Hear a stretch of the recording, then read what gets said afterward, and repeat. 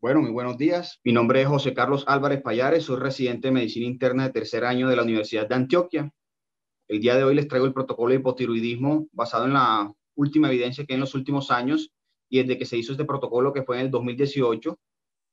Tuve como asesor el doctor Alejandro Román González, quien es endocrinólogo y médico internista del Hospital San Vicente Fundación y es egresado de la Universidad de Antioquia.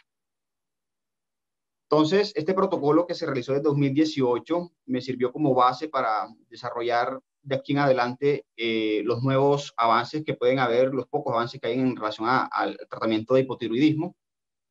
Este protocolo está dirigido hacia médicos generales, hacia médicos internistas y médicos endocrinólogos, y el objetivo es orientar la toma de decisiones en el tratamiento integral de los pacientes con hipotiroidismo con base en la mejor evidencia disponible para mejorar los resultados en salud y disminuir el riesgo de complicaciones agudas y a largo plazo.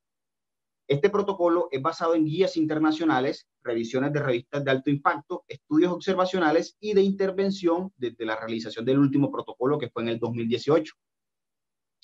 Es dirigido en pacientes mayores de 13 años con diagnóstico de hipotiroidismo en el ámbito ambulatorio y hospitalario.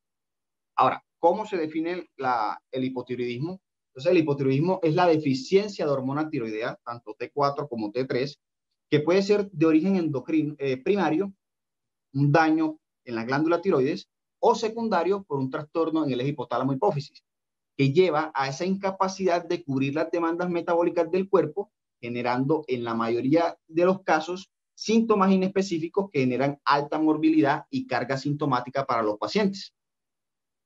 Recordemos que la glándula tiroides es la que se encarga de producir las hormonas T4 y T3 para conservar la homeostasis termógena y metabólica en el adulto, y que epistemológicamente viene del griego ptirios, que es escudo, y hay dos formas.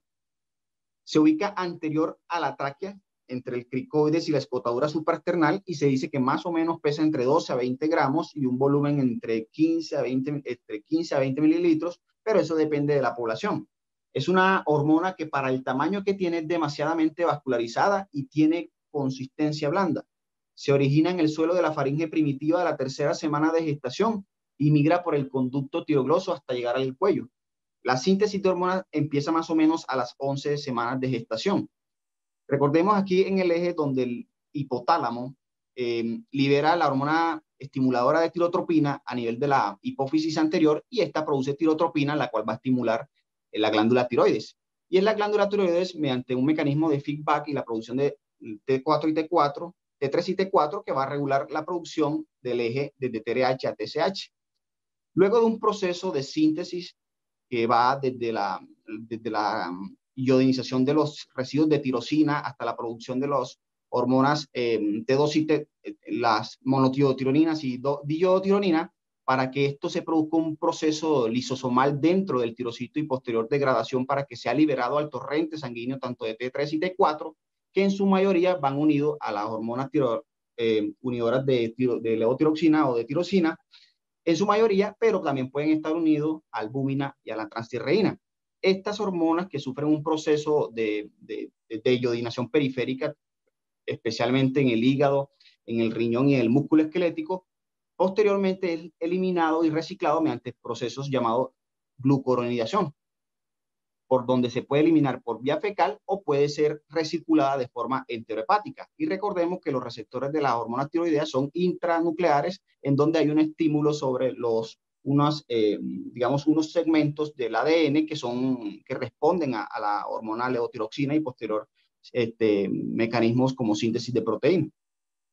Entonces, recordemos que la tiroides, la batería que tenemos los seres humanos, y que esta tiroides puede verse interferida desde cualquier punto donde se regula todo este eje hipotálamo, hipófisis y tiroides, que tiene que ver, por ejemplo, en relación a los medicamentos, con interferencias con las funciones tiroideas endógenas, con interferencias con las terapias hormonales tiroideas y con la alteración como tal de los laboratorios, que ya vamos a hablar un poco más adelante.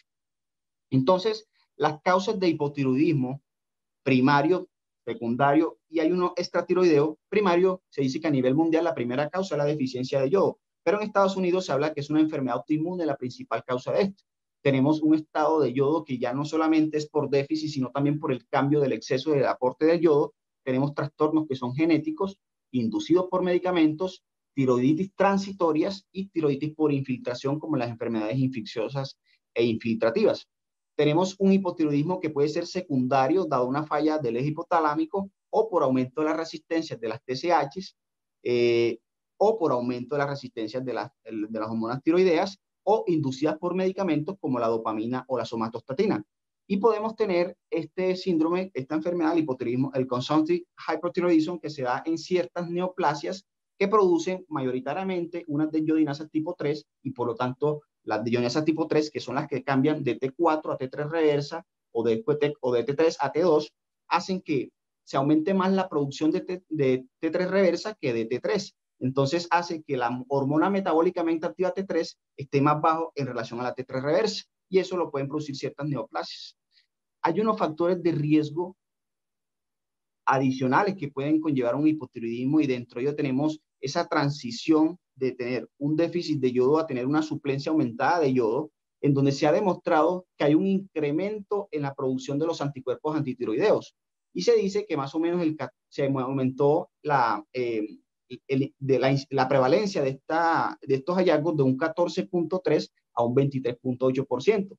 Y lo mismo pasa con la incidencia del hipotiroidismo en estos casos, que pasa de 38.3 por cada 100.000 pacientes año a 427.2 por cada 100.000 pacientes año. Entonces, podemos tener ciertos países como el nuestro, que pasamos de tener deficiencia de yodo a tener una suplencia exagerada de yodo y quizás la prevalencia sea aún más de la que tenemos hasta este momento.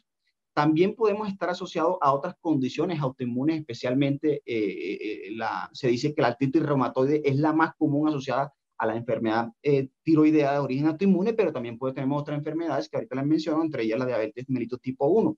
Hay un hallazgo importante en la deficiencia del selenio, que es importante para el mecanismo, para la función del tiroides y también para los mecanismos de deyodinación, que también puede estar relacionado no solamente con el hipotiroidismo, sino con el hipertiroidismo, como les mostraré ahorita. Hay unos síndromes que pueden aumentar el riesgo de enfermedad hipotiroidea, como el síndrome de Down y el síndrome de Turner. Listo. Sin embargo, llama la atención que hay estados como el fumar y el alcoholismo que pueden dar un efecto protector de no generar un hipotiroidismo. Entonces, en este caso, el selenio, y esta lo traigo de una revisión que hizo Nature recientemente, en marzo de este año, donde vemos que el déficit, como aumenta el selenio, se forma como una forma de U. Cuando hay una deficiencia de yodo, que normalmente debemos tener 55 microgramos por día, sea en carne, sea en cereales, esto puede conllevar a un aumento de la enfermedad tiroidea, aumentar la mortalidad y hacer trastornos de la función inmune. Adicionalmente, podemos tener que cuando hay un aumento de la suplencia del selenio, esto también puede conllevar a otros tipos de enfermedades como el aumento del cáncer de piel o el aumento del cáncer de próstata. Entonces, es otro factor que hay que tener en cuenta. Pero, ¿qué tan importante es la epidemiología del hipotiroidismo a nivel mundial? Entonces, tenemos el estudio NANES. El estudio NANES encontró que la prevalencia del hipotiroidismo clínico entre adultos en los Estados Unidos que tenían más de 12 años era del 0.3%. Y el hipotiroidismo subclínico un poco más, 4.3%. Se dice que las mujeres y el aumento de la edad se asociaron con una mayor TSH y anticuerpos antitiroideos y se presenta con mayor frecuencia en mujeres, especialmente mayores de 65 años y personas de raza blanca. Hay una asociación importante con otras enfermedades autoinmunes como la diabetes mellitus tipo 1, la gastritis atrófica autoinmune y la enfermedad celiaca. Vemos en esta gráfica cómo la gran población se encuentra entre 0.5 y 5, la gran mayoría de la población, entre los valores de la TSH en este registro, no importando la etnia en donde se despliega, la prevalencia es importante. Entonces vemos que la prevalencia a nivel mundial varía de países y vemos que hay países de alta prevalencia como Brasil y la India, pero hay otros países que puede haber un subregistro en esta enfermedad, donde Estados Unidos también tiene una importante prevalencia dependiendo de colores, y esto es un falso porque no hay registros tan importantes en países como el nuestro. Sin embargo, hay que mirar la importancia del hipotiroidismo aparte de la prevalencia, es que es una enfermedad que suele estar asociada con una mortalidad importante.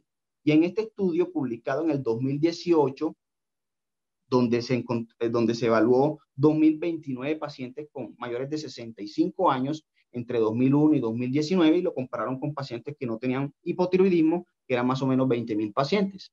En ellos se encontró que los pacientes que tenían hipotiroidismo tenían hasta el 82% más, luego de hacer un análisis por una variable de asociación que es el hazard ratio ajustado, en comparación con los pacientes que no tenían hipotiroidismo.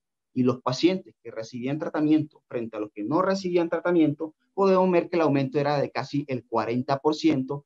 A pesar de que eran tratados, había un aumento del 40% de la mortalidad, pero cuando no eran tratados y eran hipotiroideos, podía aumentar hasta 2.46 veces el riesgo de morirse por la enfermedad hipotiroidea.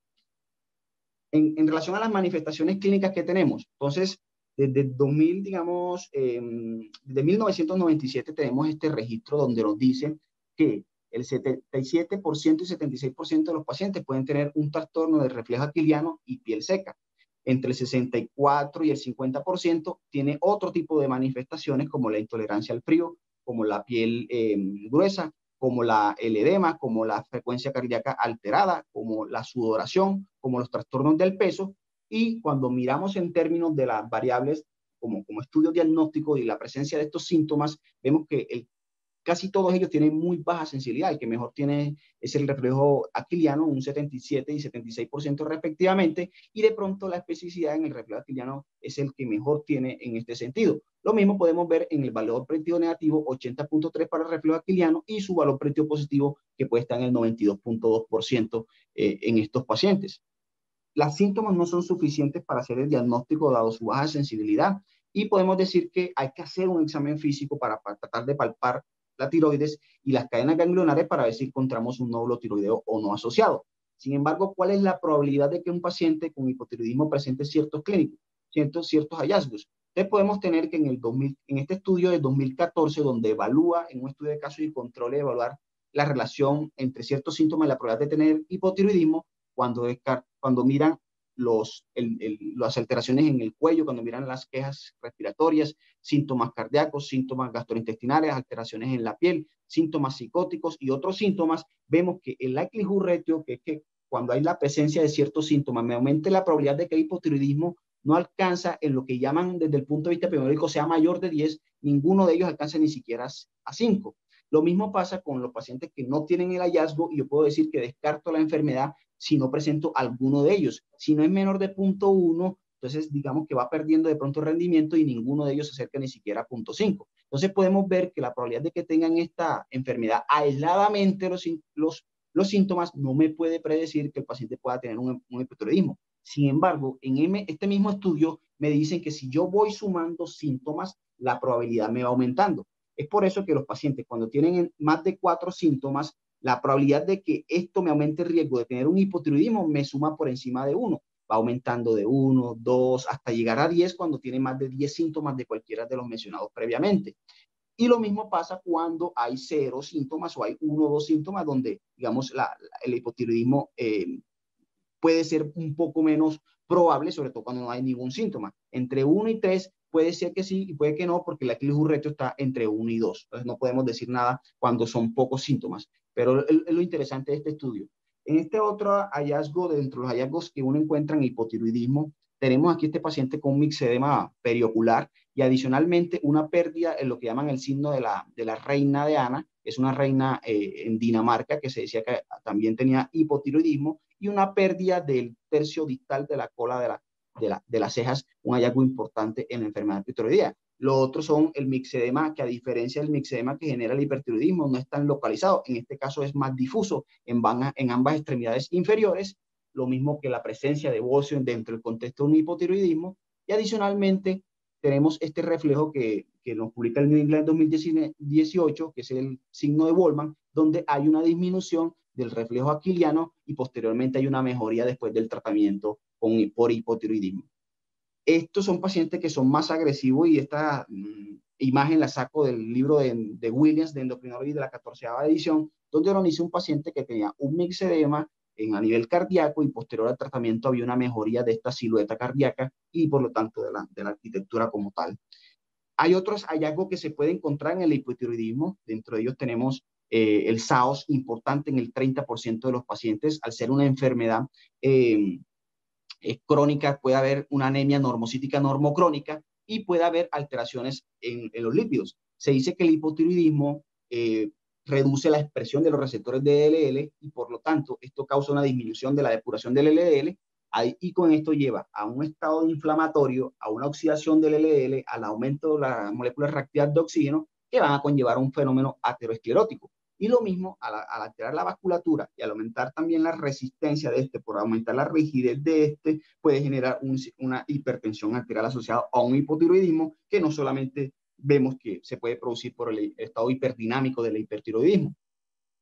Adicionalmente, podemos decir que la deficiencia de la hormona metabólicamente activa, que es el D3, disminuye el flujo de ácidos biliares y por lo tanto aumenta el colesterol intrahepático y esto va a conllevar a una disminución de la recaptación del colesterol desde la circulación. Desde el punto de vista renal, el hipotiroidismo al afectar la bomba, el corazón, disminuye no solamente el cronotropismo, sino el inotropismo, puede afectar la resistencia vascular periférica y con esto la disminución de la perfusión del tejido renal, sino que también puede alterar dentro del glomérulo el mecanismo de feedback tuberoglomerular y con esto conllevar a disminución de la masa tubular y afectar ciertas proteínas como las bombas sodio-potasio ATPasa y de esta forma hacer un mecanismo de daño renal que puede conllevar a diferentes trastornos, entre ellos electrolíticos. Entonces, ¿en quiénes hacer un screening por el hipotiroidismo? Pacientes con signos y síntomas de hipotiroidismo que sean sumatorios, como les mostré previamente, pacientes con presencia de bocio, pacientes con ciertos síndromes como el síndrome de Down, el síndrome de Turner, pacientes con historia de radiación a cabeza y cuello, historia familiar de enfermedades autoinmunes, pacientes con diabetes mellitus tipo 1, insuficiencia renal, enfermedad celíaca, vitiligo y la que les mencioné, artritis reumatoide, pacientes que tengan medicamentos que puedan afectar la tiroides, que ahorita se los muestro, y pacientes con riesgo de hipotiroidismo central, especialmente los que tienen cirugías, radiaciones y medicamentos. No se pueden olvidar las mujeres que tienen abortos recurrentes, que también hay que descartarle que no hay un estado hipotiroideo de base. Entonces, ¿qué ayuda diagnóstica hay que hacer? Entonces, las ayudas diagnósticas principales es la TSH, pero se debe pedir con T4 libre para mirar ese algoritmo, ese comportamiento que se refleja en la fisiología, donde se dice que pequeños cambios de la T4 libre o una disminución de la T4 por debajo del límite inferior normal genera grandes cambios en la TSH y como dice el profe Willis en sus charlas, la TSH es algo escandalosa. Entonces hay que pedir esta relación porque puede ser que un paciente tenga una T4 libre por debajo del límite inferior normal y tener un aumento de la TSH entre 15 y 20. Debajo de esto nos ayuda a sospechar que no tengo tanto un hipotiroidismo primario, sino un hipotiroidismo central. No es necesario pedirle una T3, dado que la T3 puede estar preservada por efecto de las iodinasas tisulares y los anti-TPO y antitiroglobulina por las asociaciones ATA y por la del Colegio Americano de Endocrinología no lo recomiendan. Sin embargo, hay unos autores que consideran que saber el perfil de autoinmunidad nos permite saber que de pronto el paciente pueda tener otro tipo de enfermedades, sobre todo cuando hay un síndrome que se llama el síndrome poliglandular autoinmune. El hallazgo de ecografía tiroidea solamente cuando se palpan nódulos o como hallazgos en imágenes por estudios diferentes a la enfermedad tiroidea, se debe pedir una ecografía tiroidea. Entonces, ¿qué es el papel de la TSH? Es la mejor prueba para detectar hipotiroidismo porque se dice que más del 99% de los casos de hipotiroidismo es hipotiroidismo primario. Y la elevación de la TSH es la primera anomalía del laboratorio que ocurre en esta afección. Los análisis de TSH están estandarizados, son precisos y cada vez las generaciones mejoran detectando TSH por debajo de 0.01, los cuales mejoran el rendimiento de detección en estos pacientes. Hay excepciones como todo en medicina y es que la TSH no es el diagnóstico de elección cuando tenemos un hipotiroidismo central con TSH inapropiadamente normal o baja para el bajo T4 que presenta el paciente. Y la segunda es que los pacientes que recientemente fueron tratados con hipertiroidismo primario es mejor hacerle el seguimiento con las T4 libre y no con las TSH. Entonces, en este estudio publicado por el doctor Carlos Afonso Willis en el 2015, que intentaba describir los niveles de hormonas tiroideas TSH y T4 libre en adultos de Medellín, Colombia, era un estudio retrospectivo con información obtenida de la base de datos de dinámica. Ellos encontraron que 2.438 personas, el 80% eran mujeres, el promedio más o menos era 37 años. Se dice que el 95%, se encontró que el 95% de los valores de TSH oscilaba entre 0.36 y 4.55, como nos muestra aquí la campana de Gauss, entre las dos desviaciones estándar que está el 95% de la población. hay un 95% de los valores de T4 libre que están más o menos entre 0.74 y 1.26 y no se encontró ninguna diferencia por sexo o edad, tampoco entre valores entre la TSH y la T4 libre. Este es el comportamiento usual que pueden tener una enfermedad de hipotiroidea primaria, donde pequeños cambios en la hormona T3 generan, o T4 generan grandes cambios en la TSH. Pero recordemos que estas variables pueden ser afectadas por variables fisiológicas. Estos hallazgos en la tiroides, en las paratiroideas, pueden ser afectadas por variables fisiológicas como el embarazo, patológicas como la enfermedad autoinmune y relacionadas con la toma de muestras por la ingesta de ciertos medicamentos que ahora les muestro. Y en relación al hipotiroidismo central, vemos como una caída concomitantemente con la reducción de los niveles de T4 y T3 libre. Entonces, hay un aspecto que debo mencionar y es cómo hago para diferenciar un paciente con hipotiroidismo central de un eutiroideo enfermo. Entonces, es aquí donde entra la importancia de la medición de T3 sérica total y de la T3 reversa.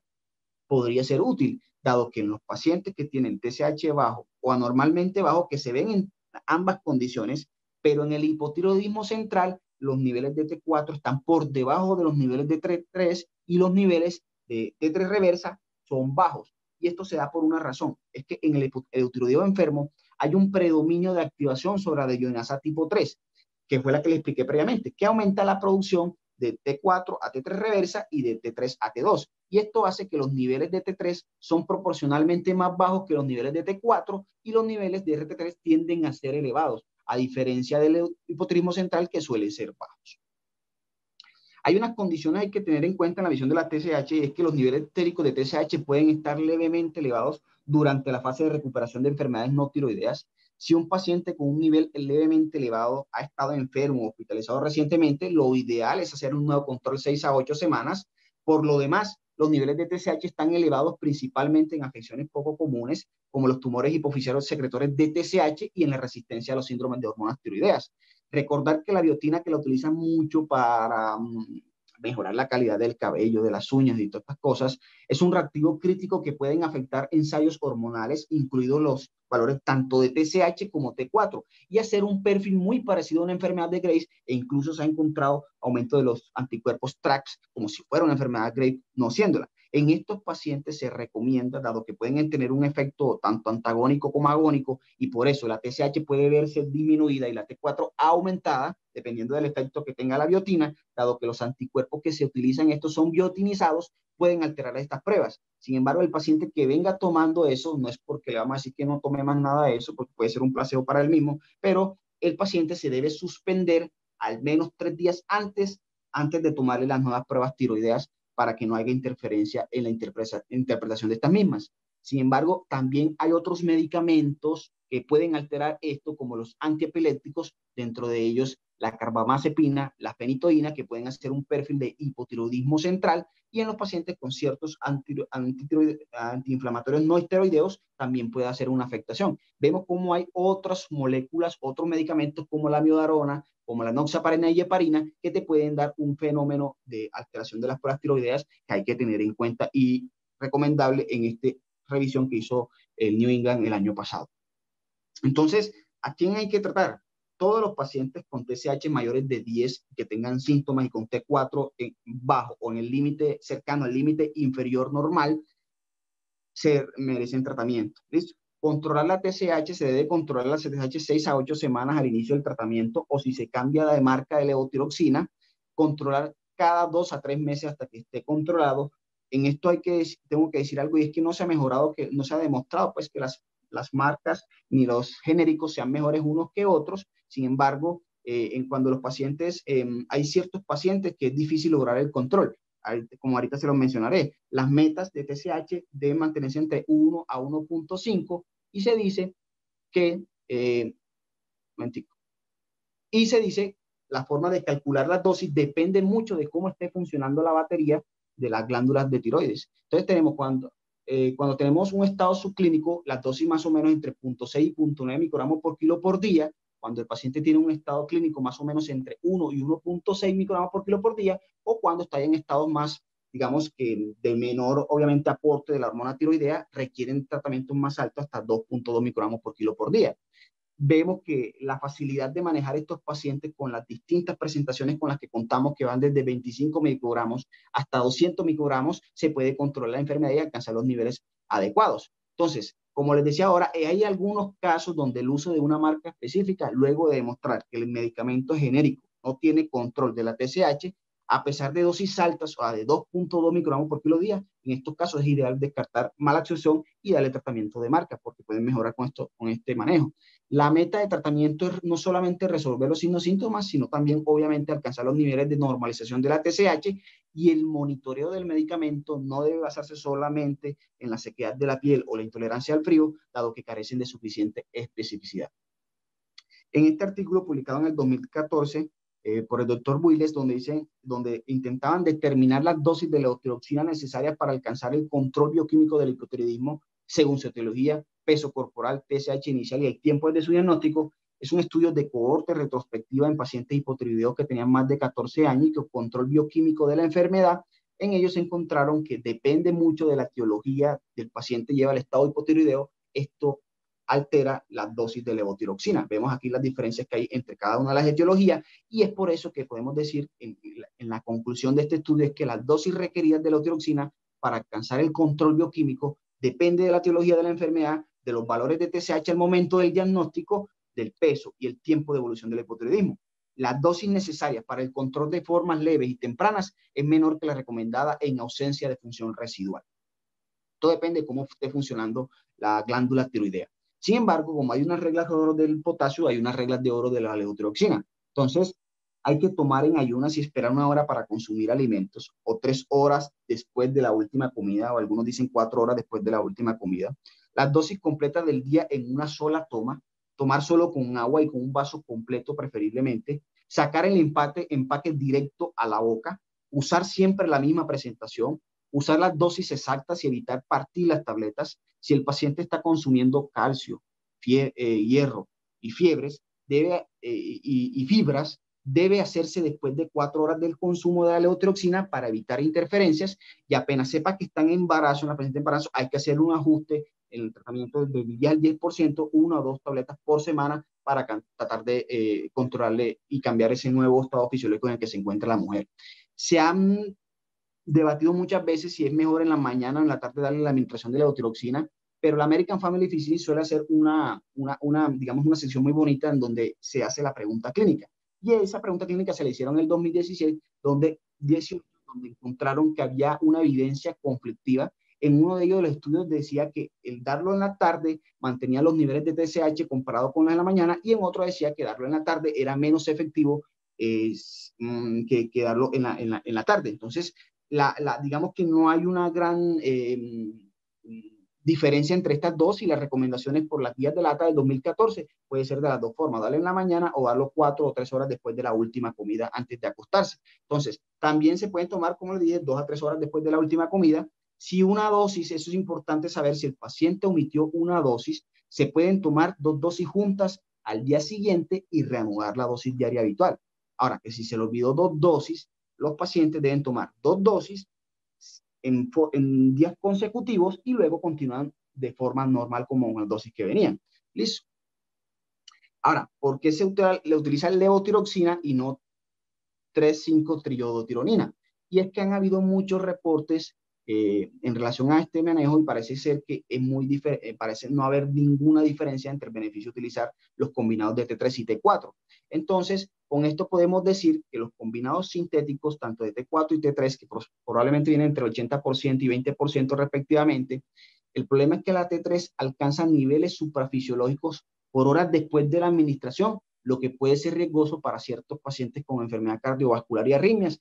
Y algunos pacientes con síntomas residuales persistentes, a pesar de tener una TSH en límites normales, pueden estar asociados con un polimorfismo que altera la iodinasa tipo 2, especialmente en el cerebro, y que les impide la conversión de T4 y T3. Pero pedirle esto, digamos, de forma rutinaria, las guías no lo recomiendan para saber si tienen polimorfismo o no tienen polimorfismo, pero se ha descrito que en estos pacientes pueden tener una mejoría si le damos el combinado de T4 a T3.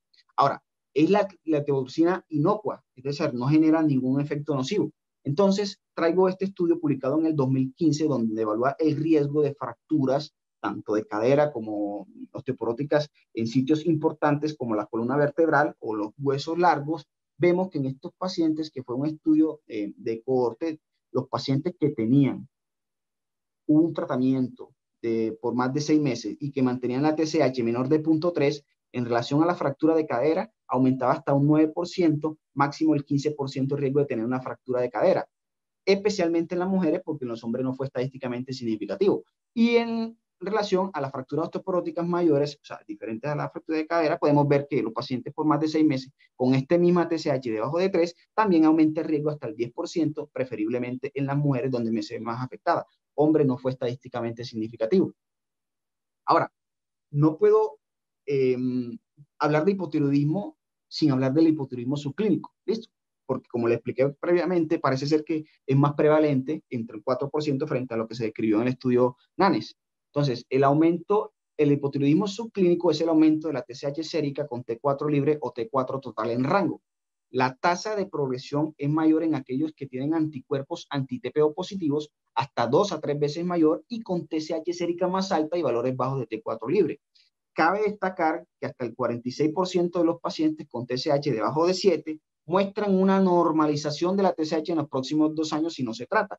Y en esta revisión realizada el año pasado por la clínica, por Cleveland Clinic, donde nos dicen que los pacientes pueden revertir en un estado de tiroideo hasta en el 60% de los casos sobre 5 años. Y esto depende de la concentración y de los anticuerpos antitiroideos. Lo mismo pasa que los pacientes que pueden progresar un hipotiroidismo 1 a 5% por año dependiendo de estos mismos niveles. Entonces podemos decir que si yo tengo un paciente con TSH mayor de 6, con bocio y títulos altos, la progresión de forma clínica es del 4 a 5% por año.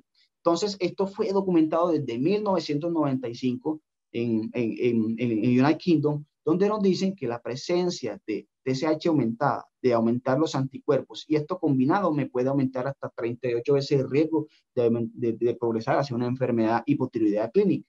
Listo, y se ve reflejado en esta gráfica donde el aumento de estas variables va aumentando la progresión de tener un hipotiroidismo clínico. Ahora, ¿cuál es el curso natural de los pacientes con TSH elevada? Y en este estudio que intentaba evaluar cuál es el curso clínico que tienen los pacientes con hipotiroidismo subclínico, vemos que los pacientes que tienen síntomas, los que tienen anticuerpos anti-TPO y los que tienen anti-TSH por encima de 10, la progresión a enfermedad hipotiroidea clínica es estadísticamente significativo, hasta 2 a 4 veces el riesgo de aumentar el progreso hasta esta enfermedad. Entonces, ¿qué tenemos en la evidencia del estudio TROST del 2017 y que fue, digamos, referenciado en el protocolo del 2018 por el doctor Román?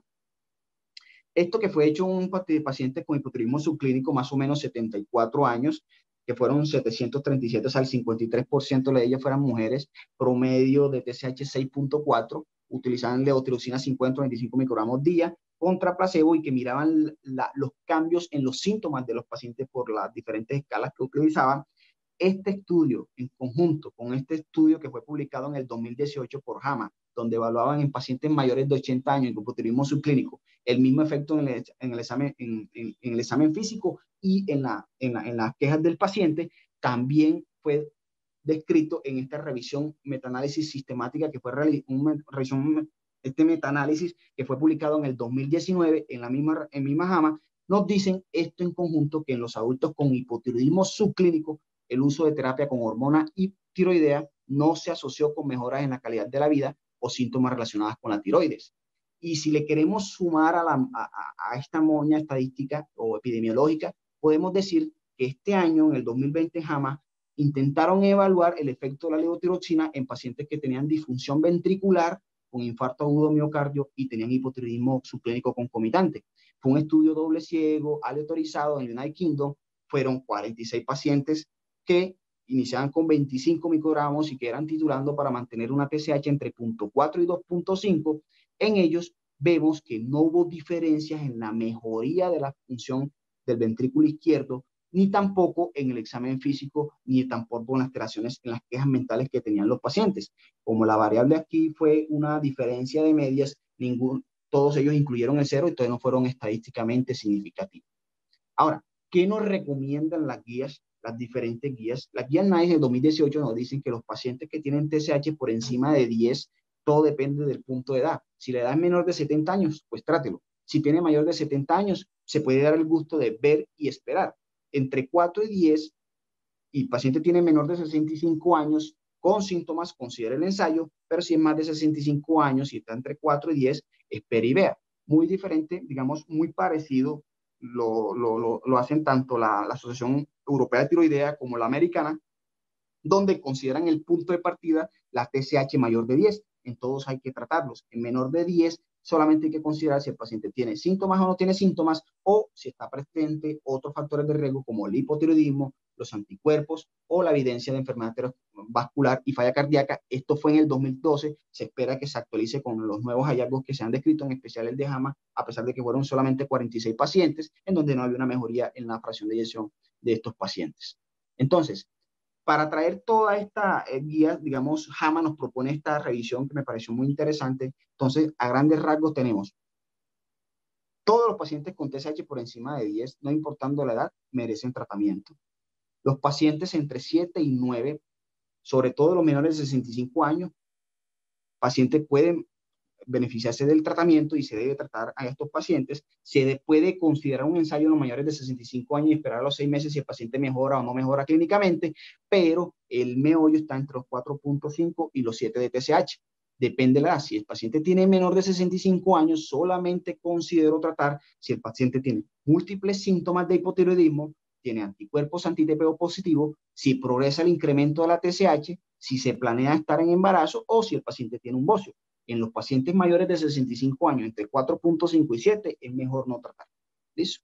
Y esto, digamos que está sedimentado con este estudio, o al menos me ayuda a confirmar esta postura de esta revisión, y es que en el 2018, un estudio de casos y controles en pacientes de 65 años, más de 65 años que tenían la TSH entre 4.2 y 10, evaluaron cuál era su riesgo de mortalidad dependiendo las comorbilidades que presentan los pacientes. Vemos que los pacientes que tienen falla cardíaca, que tienen falla cardíaca congestiva o crónica, o tienen enfermedad cardiovascular, aumenta la probabilidad hasta 2 veces el riesgo de morir dándole suplencia de la levotiroxina en los pacientes que tienen un hipotiroidismo subclínico. Entonces hay que ser muy precavidos en qué paciente vamos a administrar tratamiento de levotiroxina para suplir un hipotiroidismo subclínico.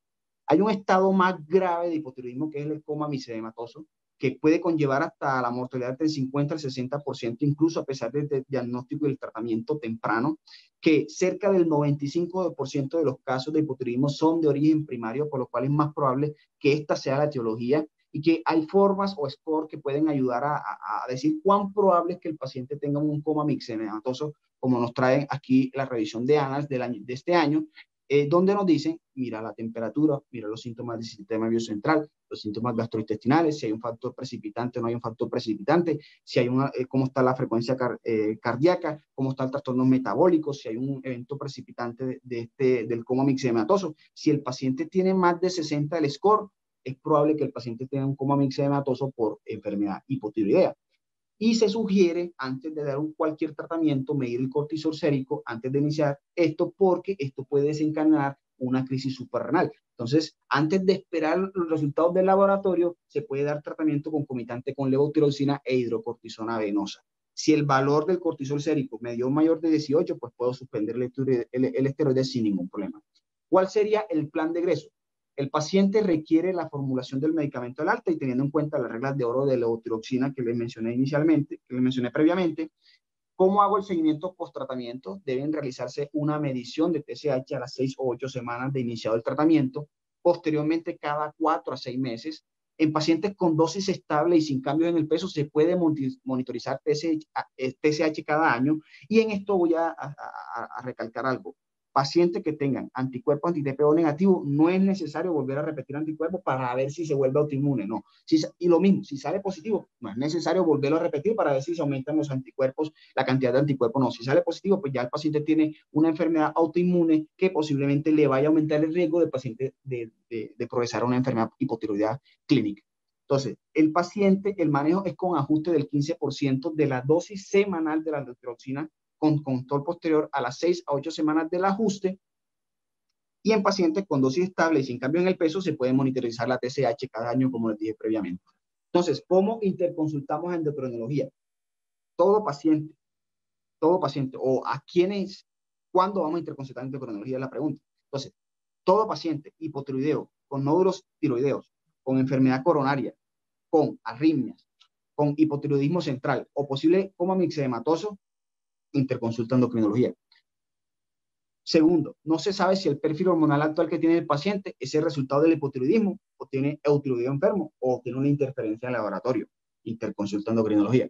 Y TSH no controlada con dosis altas de leutirosina, más de 2 microgramos por kilo por día, interconsultar endocrinología. ¿Cuáles son las conclusiones finalmente de este protocolo y de la revisión que realicé con la aprobación del doctor Román?